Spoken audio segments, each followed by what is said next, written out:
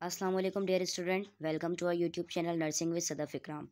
Last की video में हमने डिस्कस किया था जेरेंट क्या होता है और आज हम पढ़ेंगे इन्फिनेटिव। अगर जेरेंट का लेक्चर आप लोगों ने नहीं लिया कि जेरेंट्स क्या होता है, उनका यूजेस क्या होता है, कैसे हम उसको यूज़ करते हैं, तो उसका कंप्लीट लेक्चर देखने के लिए डिस्क्रिप्शन बॉक्स में दिए गए लिंक पर क्लिक करें और उसको वॉच करें। उसके बाद आप इन्फिनेटिव देखेंगे तो आपको दोनों समझ में आ जाएगा।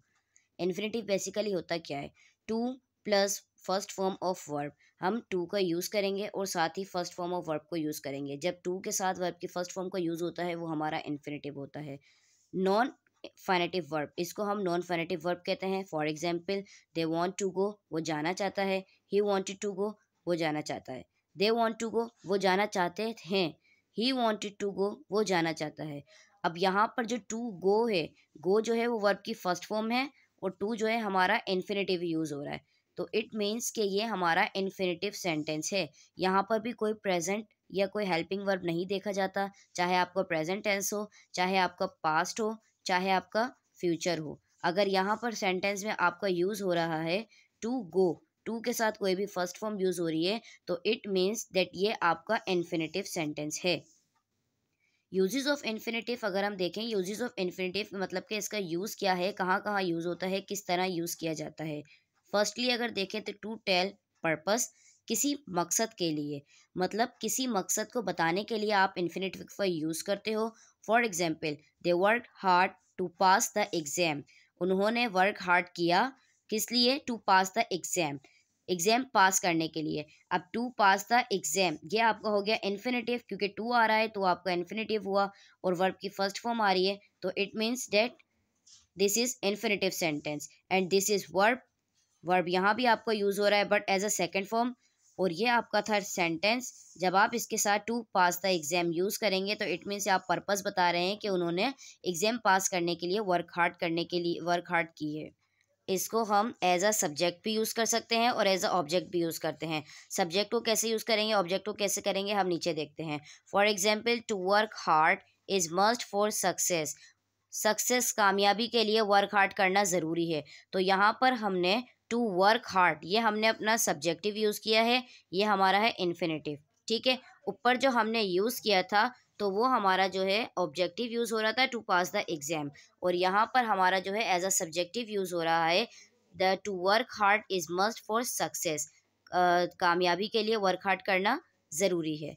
Used for W H family, W H family को आंसर देने के लिए भी यूज़ होता है। For example, how to do this, when to go, where to do that, इसके लिए भी हम इन्फिनेटिव यूज़ कर सकते हैं। टू डू, डू जो है वो आपकी वर्ब की फर्स्ट फॉर्म भी यूज़ हो सकती है और एज अ अगर आप क्वेश्चन कर रहे हैं तो उसके लिए भी आप यूज़ कर सकते हैं। टू आपका इन्फिनेटिव है। इन्फिनेटिव को याद करने का बेस्ट तरीका और सबसे आसान तरीका ये है कि जहाँ आपका टू आ जाए, टू के बाद अगर आपकी वर्ब की फर्स्ट फॉर्म आ जाए तो इट मीन्स कि this is a infinitive sentence. ठीक है, टू आ जाए, टू के बाद आपकी वर्ब की फर्स्ट फॉर्म आ जाए तो वो आपका इन्फिनेटिव सेंटेंस कहलाता है। मजीद उसके यूजेस देखते हैं। Used with first and last. अब फर्स्ट क्या है, एक वर्ड है, लास्ट भी क्या है, एक वर्ड है। फर्स्ट एंड लास्ट के साथ भी यूज हो सकता है। कैसे हो सकता है? For example, he was last to go. अब he was last to go जो है ये आपका इन्फिनेटिव है। टू आपका इन्फिनेटिव यूज हो रहा है, गो आपकी वर्ब की फर्स्ट फॉर्म के हिसाब से यूज हो रहा है। You are first to come, to क्या है आपका इन्फिनेटिव हो गया, कम क्या है आपका वर्ब की फर्स्ट फॉर्म हो गया, तो ये आपका इन्फिनेटिव बन गया। फर्स्ट एंड लास्ट आप दोनों के साथ यूज़ कर सकते हैं। Used for making modal verbs, सबसे ज़्यादा और अहम यानी कि बहुत ज़्यादा इंपॉर्टेंट जो है वो मॉडल वर्ब्स को बनाने के लिए यूज़ होता है। फॉर एग्जाम्पल इसको हम देखते हैं। Use to, has to, have to, about to, ये सारे हमारे क्या हैं, मॉडल वर्ब्स हैं। तो इनको भी यूज़ करने के लिए हमारा जो है इन्फिनेटिव यूज़ हो सकता है। Used for answer the objective, किसी ऑब्जेक्टिव का आंसर देने के लिए भी यूज़ हो सकता है। For example, he is happy to leave this home, वो खुश है घर छोड़ने के लिए। टू लीव, टू आपका इन्फिनेटिव आ गया।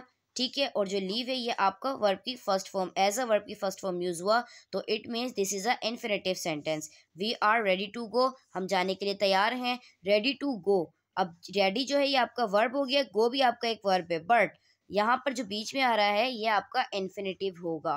ठीक है, तो इन्फिनेटिव में आपने एक बात याद रखनी है कि अगर टू के बाद इजाफा हो रहा है वर्ब की फर्स्ट फॉर्म का,